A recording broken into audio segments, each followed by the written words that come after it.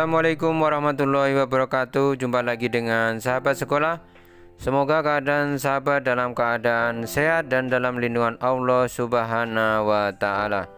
Dukung kami yang belum subscribe, silahkan subscribe, tekan tombol lonceng agar tidak ketinggalan informasi sahabat sekolah.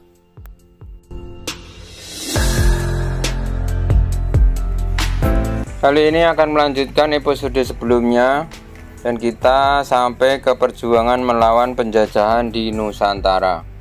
Penjajahan dilakukan oleh Belanda menimbulkan penderitaan yang sangat luar biasa. Karena itu rakyat berjuang keras untuk mengusir bangsa Belanda dari Nusantara. Rakyat yang ikhlas mengorbankan harta benda bahkan nyawa untuk membebaskan diri dari belenggu penjajahan. Salah satunya adalah Sultan Hasanuddin yang mempelopori perlawanan terhadap VOC di Sulawesi Selatan dengan menolak keinginan VOC untuk memonopoli perdagangan di Goa. Tapi karena tidak ada persatuan dengan kerajaan-kerajaan, maka akhirnya bisa dikalahkan. Kemudian di Batak, ini adalah Sisingamangaraja. Nah, ini melawan Belanda yang menjajah di daerah Batak. Ini contohnya adalah gambar-gambar perlawanan terhadap Belanda. Tapi semuanya bisa dikalahkan karena tidak ada persatuan dengan kerajaan-kerajaan lainnya. Mereka berjuang sendiri-sendiri sehingga mudah dikalahkan oleh Belanda. Kemudian ini adalah Kapiten Patimura, tawanan yang berasal dari Maluku. Nah, Patimura ini akhirnya bisa dikalahkan karena adanya pengkhianatan. Nah, pengkhianatan itu mengakibatkan kekalahan. Kemudian Cut Nyaden yang ada di Aceh. Nah, ini tokoh-tokohnya ada Tengku Umar, kemudian Suditiro dan sebagainya, itu bisa dikalahkan karena perbuatan licik Belanda. Kemudian ini Pangeran Antasari dari Kalimantan atau kaum Banjar ya, suku Banjar. Nah, ini foto-foto penyerangan terhadap Belanda. Nah, ini adalah wilayah Indonesia yang saat itu terjadi pertempuran per daerah. Ini adalah gambar-gambarnya, bisa kita saksikan di Museum Kebangkitan Nasional. Nah, ini perlawanan lokal, karena perlawanan lokal inilah sehingga mudah sekali dikalahkan oleh Belanda. Nah, kita akan pindah ke tempat yang lainnya.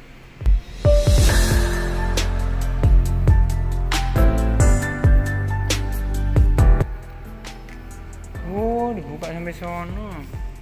Nah, ini di ruangan ini munculnya elit baru. Nah, ini karena ada surat dari atau tulisan surat kabar kalau tidak salah. Ini bahwa terjadi penindasan dan sebagainya. Maka akhirnya diputuskan dengan keputusan politik elit baru, yaitu politik balas budi.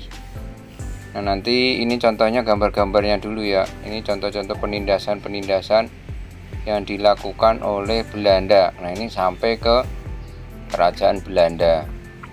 Nah, ini seperti ini akhirnya kerajaan Belanda mengubah politiknya. Kemudian ini banjir bandang yang ada di Jawa. Di Jawa itu pernah terjadi banjir bandang. Nah, ini ada lukisannya. Ini adalah banjir bandang yang ada di Jawa. Nah, ini tadi yang saya bicarakan tentang elit baru, politik elit baru. Nah, ini ya politik etis, yaitu politik balas budi.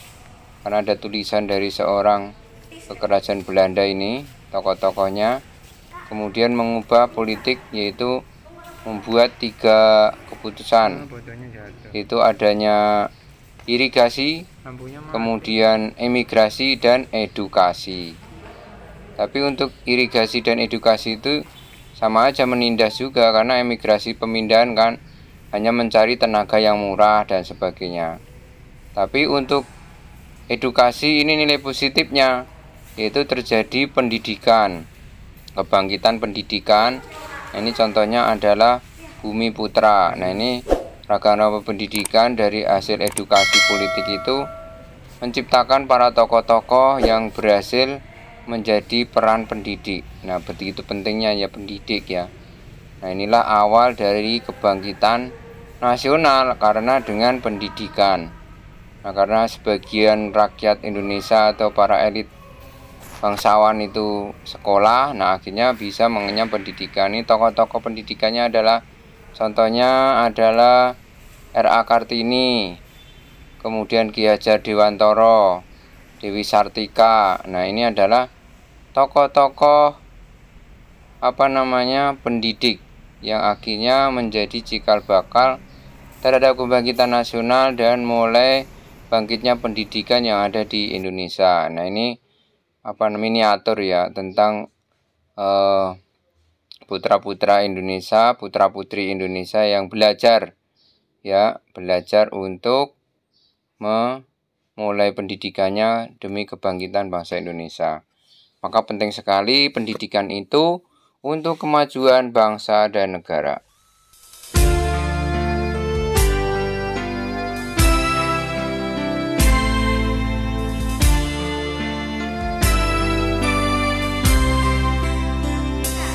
Sekarang masih ada di Jogja bahasa Jawa, tulisan Jawa.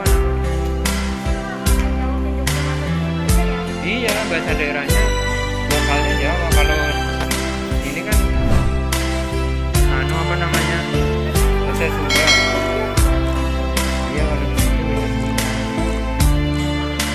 Nah, selanjutnya ini adalah ruang pelopor kebangkitan nasional. Ini tokoh Dr. Sutomo ya, yang mendirikan pelopor tentang kebangkitan nasional. Nah, ini adalah para tokoh-tokoh pelajar, pendiri, Budi Utomo. Nah, ini adalah mereka tokoh-tokoh, para pengurus dan pendiri Budi Utomo. Nah, ini kita lihat nih adalah foto dari pengurus Budi Utomo. Nah, ini pengurus-pengurus Budi Utomo yang bisa kita saksikan. Ini contohnya adalah R. Sutomo. Ini adalah fotonya. Nah, kemudian ini siapa nih? Muhammad Sulaiman. Ini fotonya nih, Muhammad Sulaiman. Kemudian ini Gondo Suwarno. Kemudian ini Muhammad Saleh fotonya. Kemudian ini Onggo Projo Sudibjo siapa tadi ya. Terus ini masih banyak lagi ya para tokoh-tokoh Suraji. Nah, ini tokoh-tokoh para pendiri Suwarno, M. Suwarno. Ini adalah tokoh-tokoh Gumbrek. Nah, ini para tokoh pendiri Budi Utomo.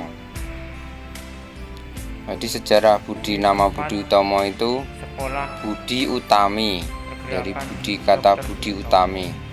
Waktu memberikan surat itu katanya di bacaan ini ya, itu ada keterangannya Budi Utami. Nah, makanya menjadi Budi Utomo. Ini ada sejarahnya di sini nih. Kalau kita baca pelan-pelan itu ada di sini untuk kita baca dan kita pahami. Mungkin kalian bisa diberhentikan ya kalau mau dibaca. Nah, ini buat pelajaran kalian.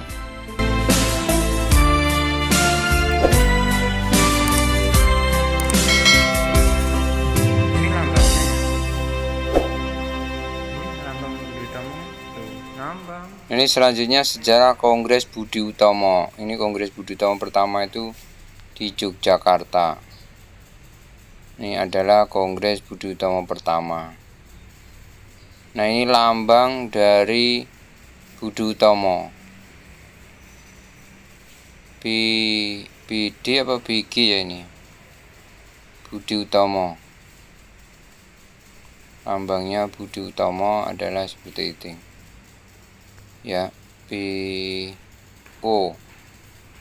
ya, karena utamanya itu OE, jadi PO Budi Utomo. Pokoknya kalau kalian bisa ke sini kemudian mencatat dan membawa buku, nah ini sangat bagus sekali buat edukasi kalian semua. Ini adalah ruang kebangkitan perlawakan pemikiran. Jadi kalau perlawanan dengan senjata itu sudah pernah dilakukan dan gagal, kita mulai dengan pemikiran, yaitu dengan organisasi-organisasi. Ini organisasi Muhammadiyah, kemudian Nahdlatul Ulama, itu dengan pemikiran-pemikiran. Dan dia mendirikan banyak sekali surat kabar. Nah, dengan pemikiran itulah perjuangan dimulai untuk melawan penjajahan. Contohnya Muhammadiyah itu dengan pendidikan dan sosial, rumah sakit, dan sebagainya.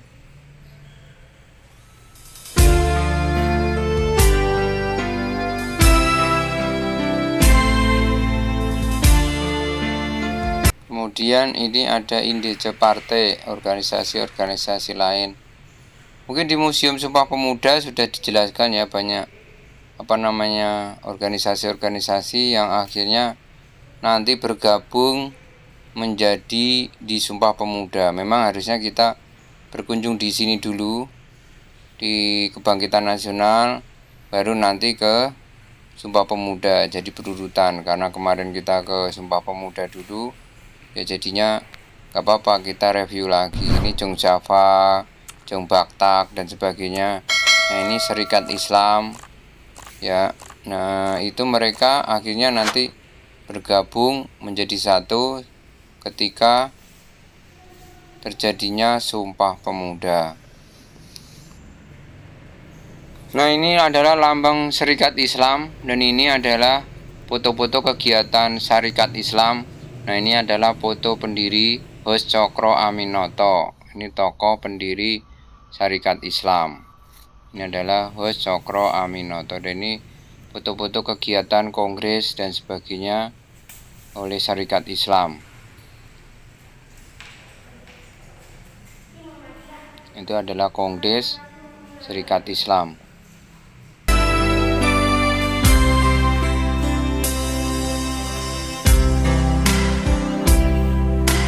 Keanggotaan SI adalah untuk kalangan terbuka semua muslim, dan anggotanya cukup banyak, dan tahun 1913 itu mengadakan kongres pertama di Surabaya. Selanjutnya adalah ruang kebangkitan kebudayaan. Nah ini kebudayaan itu mulai bangkit, kemudian memberikan jati diri sebagai bangsa Indonesia. Nah, ini banyak sekali surat-surat kabar dan tulisan-tulisan yang bangkit untuk internasional. Jadi Indonesia itu dikenal oleh dunia. Ya ini contohnya adalah tulisan-tulisan dan semboyan-semboyan, slogan-slogan yang diberikan oleh para tokoh-tokoh untuk membangkitkan budaya atau membangkitkan patriotisme, nasionalisme bangsa Indonesia melalui tulisan dan karya-karya buku-buku yang dimiliki oleh para tokoh-tokoh pendidik. Nah, tadi adalah kebangkitan pemikiran, sekarang kebangkitan kebudayaan. Ini banyak sekali slogan-slogan yang dijadikan untuk membangkitkan nasionalisme dan kebangsaan bangsa Indonesia.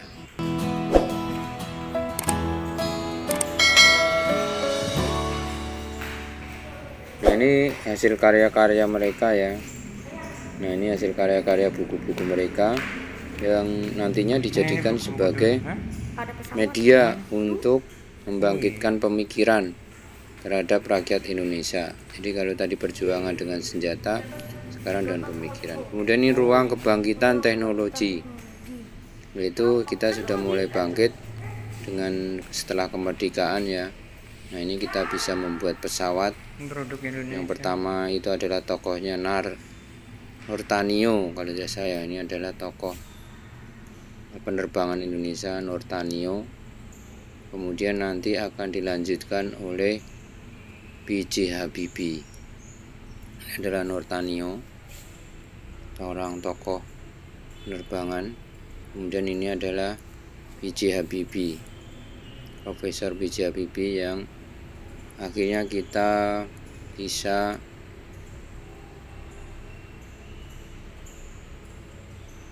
atau membuat pesawat terbang N250 Gatot Kaca. Nah, ini miniaturnya, ini adalah pesawat Gatot Kaca N250 buatan Profesor B.J. Habibie, IPTN ya. Nah, ini hasil karya. Kemudian ini adalah penghasil bumi yang ada di Indonesia, padi, kemudian tanaman-tanaman, hasil kekayaan bangsa Indonesia. Dan masih luas banget ya untuk kebangkitan nasional ini. Cuman tidak semua bisa kita masuki, hanya tertentu aja yang tempatnya dibuka kita bisa masuk, sedangkan yang tempatnya tertutup ya kita tidak bisa mengunjungi di Museum Kebangkitan Nasional ini. Ini cukup luas sekali karena ini bekas sekolah Stopia. Nah, sekolah Stopia.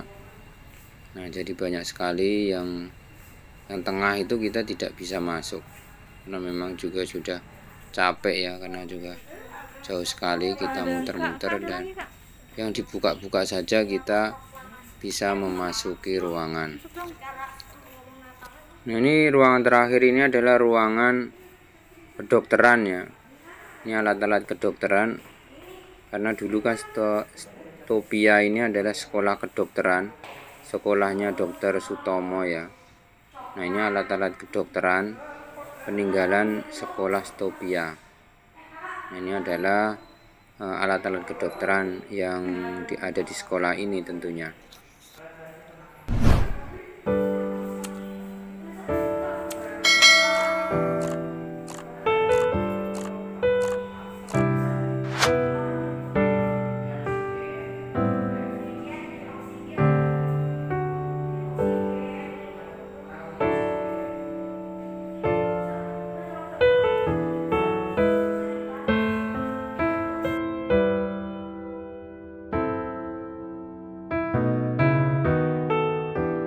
Nah, inilah alat-alat kedokteran ya, alat-alat yang digunakan dulu mahasiswa Stopia Belanda, dan termasuk muridnya adalah Dr. Sutomo.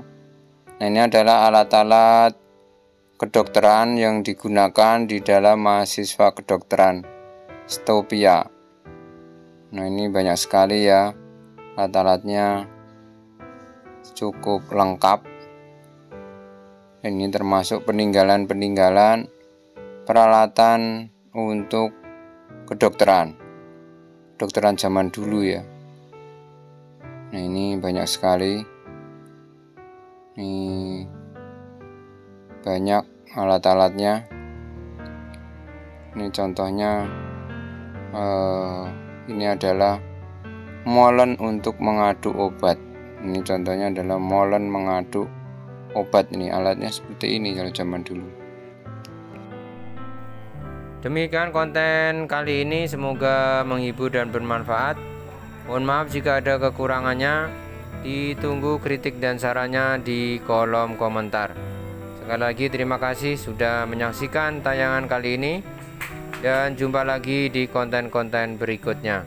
Sekian, terima kasih. Wassalamualaikum warahmatullahi wabarakatuh. Dukung kami dengan like, subscribe, dan tekan tombol lonceng. Terima kasih. Sampai jumpa di konten-konten berikutnya.